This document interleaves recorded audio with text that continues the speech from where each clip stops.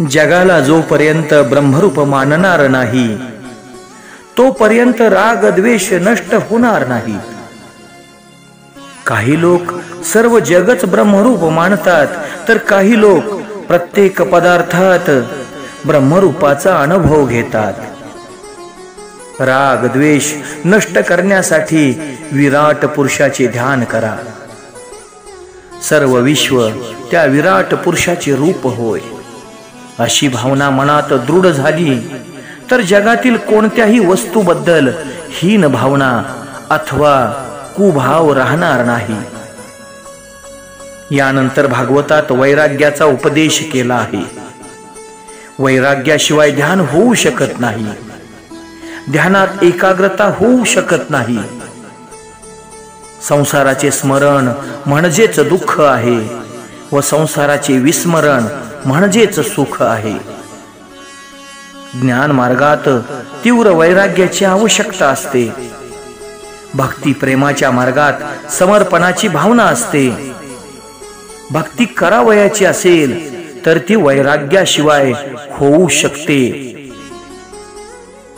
पण सर्वावर प्रेम तर करावेच लागेल।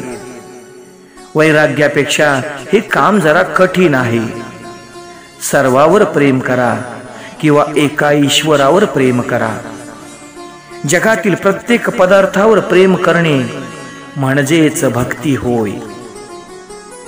ज्ञान मार्ग त्याग प्रधान आहे, भक्ती मार्गात समर्पणाचे प्राधान्य आहे। ज्ञानी कुणाचाही निषेध करीत नाही। साधारण माणसासाठी ज्ञान मार्ग सोपा नाही। माणूस सर्वस्वाचा त्याग तर करू शकत नाही। शरीराहून आत्मा भिन्न आहे हे सर्वांनाच कळते, पण त्याचा अनुभव मात्र सोपा नाही।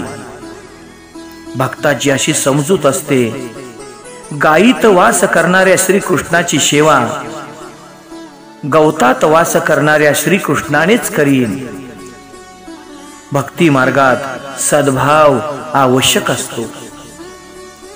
सर्वाप्रती सद्भाव राखणे कठीण कार्य आहे। श्रीकृष्ण भगवान स्वतःला लाथ मारणाऱ्या माणसालाही सद्भावानेच पाहतात। मनाची मलिनता दूर करण्यासाठी धुण्यासाठी विराट पुरुषाचे ध्यान करावयाचे आहे।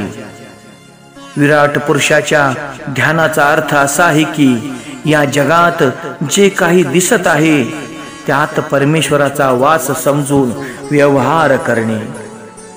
सर्व जग त्याच विराट पुरुषाचे स्वरूप आहे। विराट पुरुषाच्या ध्यानासाठी तीव्र वैराग्याची आवश्यकता आहे। जय जय राम कृष्ण हरी।